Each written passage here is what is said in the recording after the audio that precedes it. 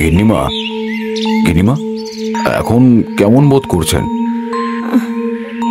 জ্বর বোধ করে কিছুটা কমেছে কবিরাজ মশাই, কিন্তু শরীরটা বড় দুর্বল লাগছে। বেশ, আপনি বিশ্রাম নিন গিন্নিমা, আমি আসি। ওই বেলায় এসে আবার দেখে যাব ক্ষণ। আচ্ছা কবিরাজ মশাই, আপনাকে বেশ চিন্তিত লাগছে। রেণুকার কি হয়েছে বলুন তো? মানে কিছু চিন্তার বিষয় রয়েছে নাকি? জমিদার বাবু, এই যে গিন্নিমার প্রতি মাসে একবার করে জ্বর হয়, আপনার এটা দেখে আশ্চর্য বোধ হয় না? আশ্চর্য বোধ হবে কেন? শরীর খারাপ তো হতেই পারে। হ্যাঁ, কিন্তু তাই বলে প্রতি মাসে? আপনি খেয়াল করেছেন কিনা জানি না, কিন্তু আমি দেখেছি প্রতি মাসের অমাবস্যার পরদিনই গিন্নিমার জ্বর আসে। কবিরাজ মশাই, এটা আপনি কি বলছেন? এটা কি করে সম্ভব? তা তো জানি না জমিদার বাবু, কিন্তু আমার মনে হয় প্রতি অমাবস্যার রাতে গিন্নিমার সাথে এমন কিছু একটা ঘটে যার জন্য পরদিন তার জ্বর চলে আসে। কিছু ঘটে মানে? আমি যে কিছুই বুঝতে পারছি না। বুঝতে তো আমিও পারছি না জমিদার বাবু, কিন্তু একটা খটকা তো রয়েই যাচ্ছে।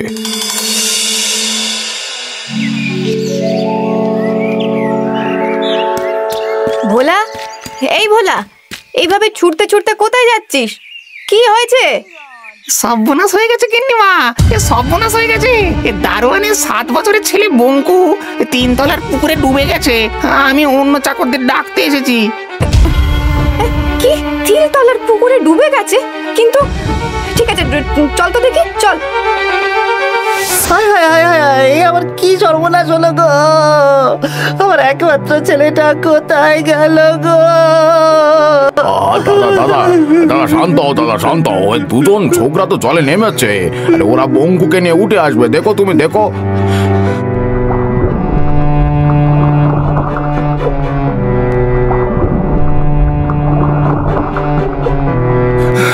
আমার বঙ্কু একটু আগেই খোকাটাও জলের উপরে হাত পা ছুটছিল, এখন যে আর দেখা যাচ্ছে না। ওরে ওরে, তোরা কি কিছুই করতে পারলি না? কাকা, ক্ষমা করো কাকা, জল এতটাই গভীর যে কিছু বোঝা যাচ্ছে না। বঙ্কু, আমার বঙ্কু। আরে আমার তো মনে হয় এসব না করেও পুকুরটাকে বুঝিয়ে ফেললে হয় না? তাহলে তো কিছু সুবিধা হতে পারে নাকি? না না না, পুকুর বুঝিয়ে ফেলা যাবে না, সেটা কখনোই সম্ভব নয়। কি বলছেন গিন্নিমা? নইলে আমার ছেলেটাকে কিভাবে ফিরে পাবো? এখনো বেশি সময় হয়নি, এখনো বেশি সময় হয়নি, কিন্তু এর বেশি দেরি হলে তো। আমি কি বলেছি তোমার ছেলেকে বাঁচানো যাবে না? আমি তোমার ছেলেকে উদ্ধার করে আনবো, তুমি চিন্তা করো না। কেউ কিছু বলার আগেই রেণুকা নিমেষে পুকুরের জলের মধ্যে ঝাঁপ দিল।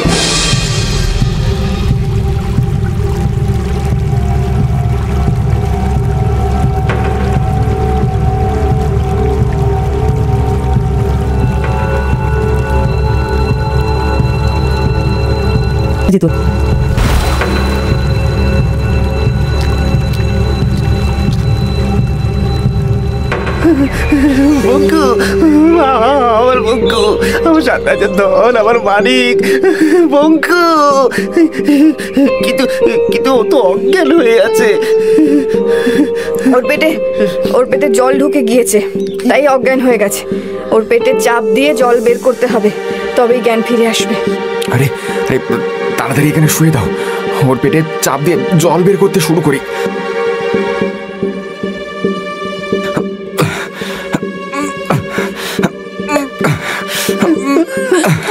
বঙ্কু, আমার বঙ্কু, বঙ্কু, বঙ্কু, তুই ঠিক আছিস তো বাচ্চা?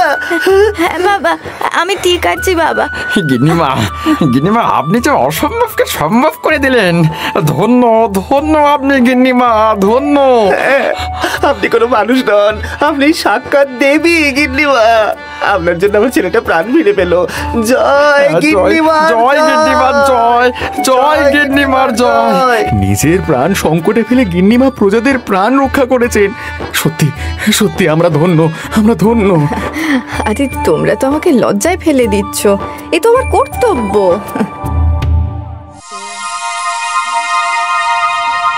গিন্নিমার আচরণ দেখে সত্যি খুব অবাক লাগছে। এতদিন তো কেবলমাত্র খটকা ছিল, কিন্তু এবার যেন সন্দেহ জোরালো হচ্ছে। এক দারোয়ানের ছেলেকে রক্ষা করার জন্য তার এত আগ্রহ কিসের?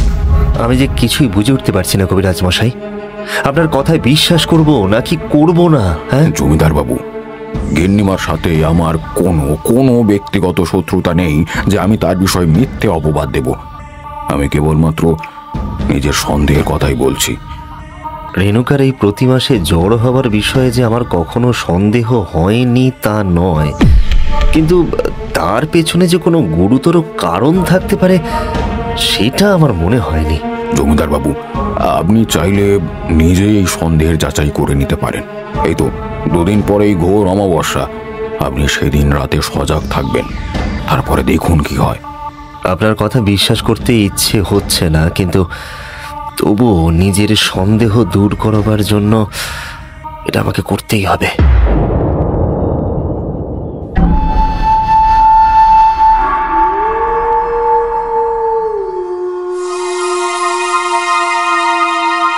তার মানে কবিরাজ মশাইয়ের কথাই কি সত্যি?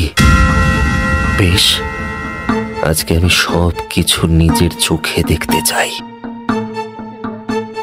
অন্ধকার পথের মধ্যে দিয়ে এক অশরীরীর মতো রেণুকা হেঁটে চলেছে, কিন্তু সে জানে না তাকে অনুসরণ করছে জমিদার। ধীরে ধীরে সেই তিলতলার পুকুরের কাছে এসে রেণুকা যেন থমকে গেল। একবার চারিদিকে তাকিয়ে জলের মধ্যে নেমে গেল সে। এই রাতে অন্ধকারের মধ্যে রেণুকা পুকুরের ঠান্ডা জলে নেমে গেল, কিন্তু কেন? কি তার উদ্দেশ্য? দেখি সে কি করে। এই বলেই জমিদারও সেই জলের মধ্যে ধীরে ধীরে নেমে গেলেন। নিচের দৃশ্য দেখে তিনি যেন আঁতকে উঠলেন।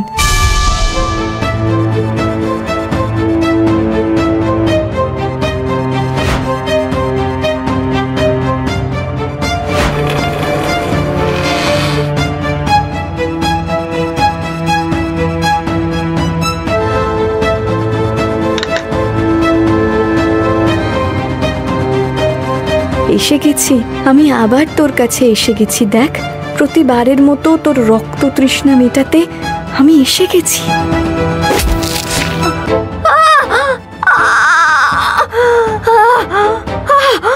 নে নে আমার রক্ত, নে নে নে আমার রক্ত নে।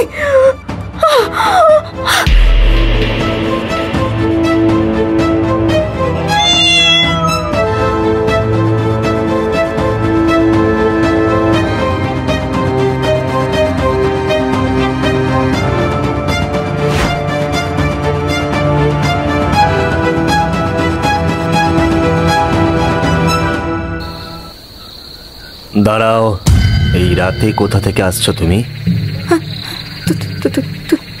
তুমি এখানে কেন? আমাকে এই সময় এখানে দেখবে আশা করবি, তাই না? আমি আমি ওই তো ঘুম আসছিল না, তাই একটু পায়চারি করতে গিয়েছিলাম। হ্যাঁ, পায়চারি করতে গিয়েছিলাম। মিথ্যে মিথ্যে মিথ্যে! আর কত মিথ্যে বলবে রেণুকা? আর কত লুকাবে আমার থেকে? ছি ছি ছি ছি ছি ছি ছি ছি! তুমি কি বলছো? আমি যে কিছুই বুঝতে পারছি না। আমি সত্যি বলছি। আর এটা কি? এটা কি হয়েছে হাতে? হাঁটতে গেলে এইরকম ক্ষত হয় বুঝি? মিথ্যে বলে কোনো লাভ নেই রেণুকা, আমি নিজের চোখে সব দেখেছি, সবটা। উফ, কি দৃশ্য! ওগো, তুমি আমাকে ভুল বুঝছো। একটিবার আমার কথা শোনো লক্ষ্মীটি। চুপ করো রেণুকা, তুমি চুপ করো। আমার আড়ালে তুমি শয়তানের উপাসনা করো। ছি ছি ছি ছি ছি ছি ছি ছি, এসব আমার জন্য হয়েছে। হ্যাঁ হ্যাঁ, আমার ভুল হয়েছে তোমার জাত, তোমার কুলের খোঁজ খবর না নিয়ে তোমাকে বিয়ে করাটা। ওগো, আমি কোনো অন্যায় করিনি। আমি তো সকলের প্রাণ রক্ষার জন্য এরকম করে, বিশ্বাস চুপ করো। করো রেণুকা, তোমার লজ্জা লাগা উচিত। তোমাকে আমি বিশ্বাস করেছিলাম, আর তুমি একটিবার আমার কথা শোনো। আমি কোনো অন্যায় করিনি। আমি যেটা করেছি সেটা বাধ্য হয়েই করেছি। এটাই যে আমাদের পরিবারের পরম্পরা, প্রাচীন কাল থেকে এটাই হয়ে আসছে। তার মানে? ওই ওই ওই পুকুরের মধ্যে বাস করে তিলকেশ্বরী। আমার বংশধররা ওই দেবীর আরাধনা করত, আর প্রতি অমাবস্যার রাতে দেবীকে নিজের রক্তের আহুতি দিত। বহু যুগ ধরে এটাই চলে আসছে। এখন আমি এই বংশের বংশধর, তাই আমাকে নিজের রক্তের আহুতি দিতে হয়, নইলে নইলে গোটা গ্রামের উপরে নেমে আসবে ভয়ানক বিপদ, অমঙ্গল। এসব শুধু অন্ধবিশ্বাস রেণুকা। এইসব কুসংস্কারের শেষ হওয়া দরকার। তুমি আর ওইখানে যাবে না, কখনো নয়। না না না, এ তুমি কি বলছো? এটা করলে যে সর্বনাশ হয়ে যাবে, গোটা গ্রামের উপরে বিপদ নেমে আসবে। কিচ্ছু হবে না রেণুকা, আমি এইভাবে তোমাকে প্রতি অমাবস্যায় নিজের রক্ত দিতে দেব না। আজকে তুমি দিচ্ছ, কাল কি আমাদের সন্তানরাও এই কাজ করবে? তুমি কখনো নয়। না না না না না, কখনো নয়। তুমি কেন বুঝতে পারছো না? আমার রক্ত না পেলে ওই শয়তান দেবী যে সবকিছু তছনছ করে দেবে। ওকে দেবী বলো না রেণুকা, ও নরকের রানী।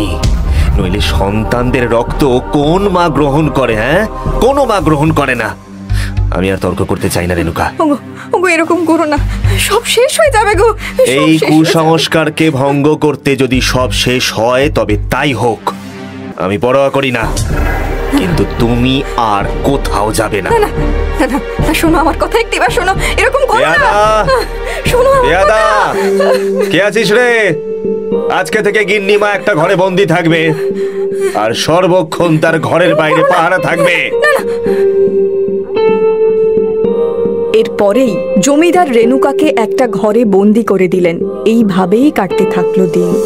কিন্তু মাসের প্রথম অমাবস্যা পেরোতেই বাঁধল গন্ডগোল। হঠাৎই এক রাতে গ্রামের 5 জন লোকের অপমৃত্যু হলো। সারা গ্রামে কান্নার রোল পড়ে গেল। এটা কি করে হলো বৈদ্য মহারাজ? এতগুলো লোক একসাথে মারা গেল কি করে? আমি যে কিছুই বুঝতে পারছি না জমিদার বাবু। কাল অব্দি তো ওরা একদম ঠিক ছিল, হঠাৎই এক রাতের মধ্যে। বৈদ্য মহারাজ, কাল অমাবস্যা ছিল তাই না? হ্যাঁ হ্যাঁ জমিদার বাবু, কিন্তু এই বিষয়ের সাথে সেটার কি সম্পর্ক? সেটা তো আমিও বুঝতে পারছি না বৈদ্য মহারাজ, কিন্তু বুঝতে চাইছি। যদি রেণুকার কথা ঠিক হয় তাহলে তো। জমিদারের অনুমানই ঠিক হলো। পরপর 2টো অমাবস্যাতেই যখন এক অবস্থা হলো, তখন জমিদার ভয় পেয়ে গ্রামের প্রান্তে বসবাসকারী গুরুদেবের কাছে গিয়ে হাজির হলেন। সবকিছু শুনে গুরুদেব গম্ভীর হয়ে বললেন, জমিদার, তুমি আমার কাছে আসতে যে দেরি করে ফেলেছ। তার মানে এখন কি আর কিছুই করা সম্ভব নয়? অবশ্যই সম্ভব জমিদার। আগে একটা কথা বলো তো, বিয়ের আগে তুমি তোমার স্ত্রীর বিষয়ে কোনো খবর নাওনি? আগে না গুরুদেব, ও বলেছিল ও অনাথ, আর তাছাড়া ওর রূপের সৌন্দর্যের মোহে বিয়ে করে নিয়েছিলে, তাই তো? কিন্তু তুমি জানো না সেই সবই মায়াজাল। আপনি কি বলছেন গুরুদেব? ঠিকই বলছি, সেসব নিজেই পরে বুঝতে পারবে। কিন্তু সবার আগে পুকুরের নিচে সেই গুপ্ত দরজা বন্ধ করে দিতে হবে। পুকুর বুঝিয়ে তার উপরে মা জগদম্বার মন্দির নির্মাণ করো তুমি। বেশ, তাই হবে গুরুদেব। ভয় পেও না জমিদার, আমি তোমার সাথে থাকবো। গুরুদেবের আদেশ অনুসারে সেই পুকুরের জল বের করে তার উপরে বিশাল মন্দির নির্মাণের কাজ শুরু হলো।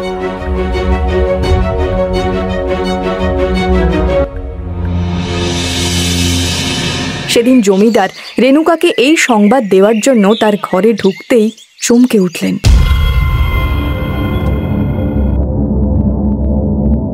রেণুকা, রেণুকা, রেণুকা, তুমি কোথায়?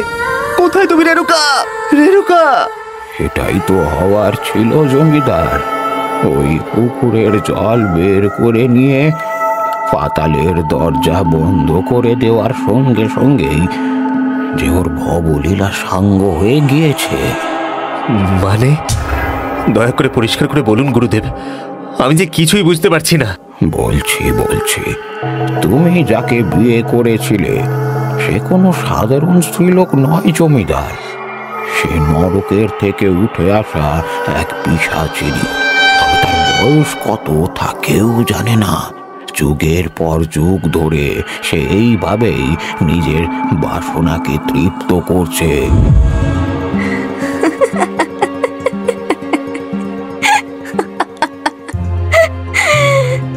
আজকে থেকে আমি রামপুরের জমিদার গিন্নি।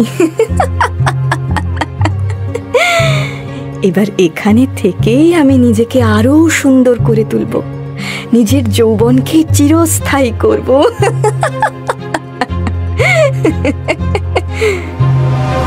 শুধু নিজের কথা ভাবলেই যে চলবে না, আমার কিন্তু রক্ত চাই। প্রতি অমাবস্যায় রক্ত চাই। হ্যাঁ হ্যাঁ, আমি জানি, সেই জন্যই তো এই বাড়িতে বিয়ে করে এসেছি। জমিদার বড় সাদাসিধে মানুষ, তার দৃষ্টি এড়িয়ে এই কাজ করতে আমার অসুবিধা হবে না। তোর সুবিধা অসুবিধায় আমার কিচ্ছু যায় আসে না। আমার চাই রক্ত, শুধু রক্ত।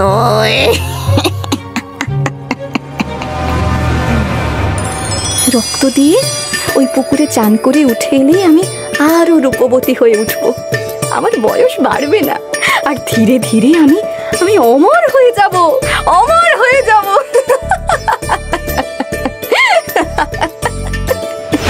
কিন্তু গুরুদেব, আমাকেই কেন?